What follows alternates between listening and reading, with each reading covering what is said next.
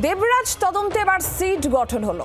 Seat গঠন করলো Bidhannagar commissionerate. 6 জনের দলে ডিসি ক্রাইম সিটে থাকছেন বাগুইআটি থানার আইসি, এমনটাই জানা যাচ্ছে। দেবরাজ তদন্তে এবার সিট গঠন বিধাননগর কমিশনারেটের।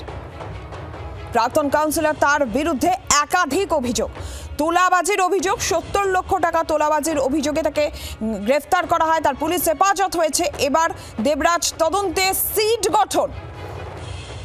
তোলাবাজি, আয়ের সঙ্গে সঙ্গতি নেই এমন সম্পত্তি, বিপুল সম্পত্তির অভিযোগ রয়েছে দেবরাজের বিরুদ্ধে, একাধিক অভিযোগ। এবার দেবরাজ তদন্তে সিট গঠন বিধাননগর কমিশনারেটের।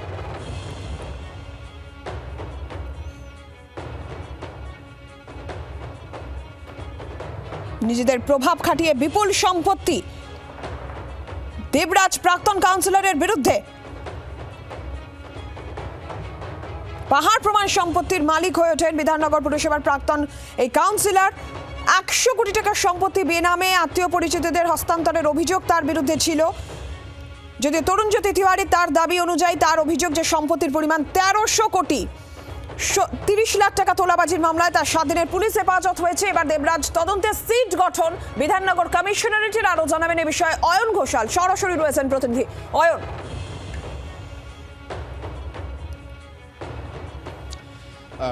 পুলিশি হেফাজতে পাওয়ার পরে দেবরাজ চক্রবর্তীকে এই বাগুইআটি থানার পুলিশ লকআপে রাতভর জেরা করেছেন আইসি স্বয়ং, এবং আরও বিস্তারিত জেরা এবং এই যে তদন্ত প্রক্রিয়া, এটাকে এগিয়ে নিয়ে যাওয়ার জন্য ইতিমধ্যেই 6 সদস্যের SIT special investigation team SIT সেটা গঠিত হয়েছে। এই সিটের মাথায় রয়েছেন বিধাননগর কমিশনারেটের ডিসি ক্রাইম।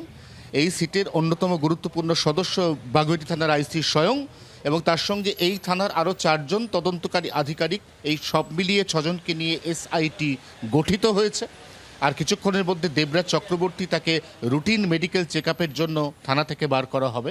দেবরাজ চক্রবর্তীর কাছে আমাদের আজকেও ঠিক গতকালের মতোই প্রশ্ন থাকবে যে তোলাবাজির টাকা ঘুরপথে কার কাছে গেল। যে প্রশ্ন গতকাল কার্যত গলা চিরে করার পরেও দেবরাজ চক্রবর্তী কোনো সদুত্তর দেননি, তাকে এবার সদুত্তর দিতে হবে। কাকে? এনফোর্সমেন্ট ডিরেক্টরেটকে। কারণ যেমনটা তুমিও বলছিলে যে তরুণজ্যোতি তিওয়ারি, তার যে দাবি, তার যে অভিযোগ, সেই অভিযোগ অনুযায়ী 100 কোটি নয়, দেবরাজের এবং অদিতি মুন্সির বিগত 2.5 বছরের দুর্নীতির সাম্রাজ্যের পরিমাণ 1300 কোটি টাকা। ইতিমধ্যেই এনফোর্সমেন্ট ডিরেক্টরেটের পক্ষ থেকে প্রাথমিক একটি ফাইন্ডিং বা তদন্ত রিপোর্ট এটি পাঠিয়ে দেওয়া হয়েছে দিল্লি হেড অফিসে। সেখান থেকে সবুজ সংকেত এলে এনফোর্সমেন্ট ডিরেক্টরেট কোমর বেঁধে দেবরাজ চক্রবর্তী, অদিতি মুন্সির এই যে 1300 কোটি টাকার দুর্নীতি, এর পুঙ্খানুপুঙ্খ তদন্তে নামবে। অর্থাৎ একদিকে তোলাবাজির অভিযোগ, সেখানে 7 দিনের পুলিশ হেফাজত, এবং তার মধ্যে অদূর ভবিষ্যতে অচিরেই এনফোর্সমেন্ট ডিরেক্টরেটের স্ক্যানারে আসতে চলেছেন দেবরাজ চক্রবর্তী। ধন্যবাদ অয়ন। তবে দেবরাজের কীর্তি এখানেই শেষ হচ্ছে না। তার যে এই যে লোভ, সেই লোভের থেকে রেহাই পাননি ধর্মপ্রাণ বৃদ্ধ। বাগুইআটিতে জগন্নাথ মন্দির তৈরি করেছিলেন অশীতিপর দেবকুমার দাশগুপ্ত। বৃদ্ধের কাছ থেকে ধাপে ধাপে মোট 26 লক্ষ টাকা তোলাবাজির অভিযোগ দেবরাজের বিরুদ্ধে। 2023-এ জগন্নাথ মন্দির বিক্রি করে দিতে বাধ্য হন বৃদ্ধ। জি 24 ঘন্টায় হাউ হাউ করে কেঁদে ফেলেন অসহায় বৃদ্ধ।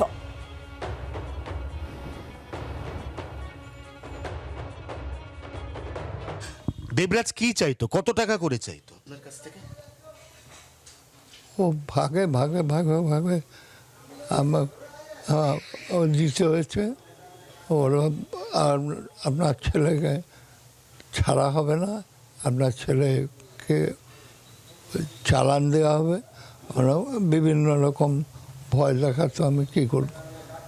সেই টাকা ওই কখনো 5 লাখ, হ্যাঁ, কখনো 2 লাখ, কখনো এভাবে করে করে প্রায় 26 লাখ টাকা মন্দির বিক্রি করে 7 লাখ টাকার কাছাকাছি। 26 লাখ টাকা দেবরাজ চক্রবর্তী এনার কাছ থেকে নিয়েছে। আচ্ছা, আপনারা একটা কথা বলুন তো, যারা দর্শকরা এই মুহূর্তে দেখছেন, এনাকে দেখে, এনার শারীরিক অবস্থা দেখে আপনার এনার কাছ থেকে 10 টাকাও চাইতে ইচ্ছা করবে? বরঞ্চ আপনার ইচ্ছা করবে উনি আন্তরিকভাবে, অত্যন্ত ধর্মপ্রাণ মানুষ হিসেবে যে জগন্নাথ মন্দিরটি এখানে স্থাপন করেছেন, সেই মন্দিরে কিছু সাহায্য করতে। জগন্নাথ মন্দির বিক্রির প্রসঙ্গ উঠলে তার চোখে জল চলে আসে। দেবরাজ চক্রবর্তী এই মুহূর্তে বাগুইআটি থানার হেফাজতে 7 দিনের জন্য। সেই দেবরাজ চক্রবর্তী একটি মামলায় গ্রেফতার। এরকম কত শত শত উদাহরণ এই গোটা এলাকায় ছড়িয়ে আছে, তার কোনো ইয়ত্তা নেই। জি 24 ঘন্টার জন্য ক্যামেরা নবীনের সঙ্গে অয়ন, জ্যাংরা, বাগুইআটি, কলকাতা। বাংলার আওয়াজ, বাঙালির আবেগ, জি 24 ঘন্টা।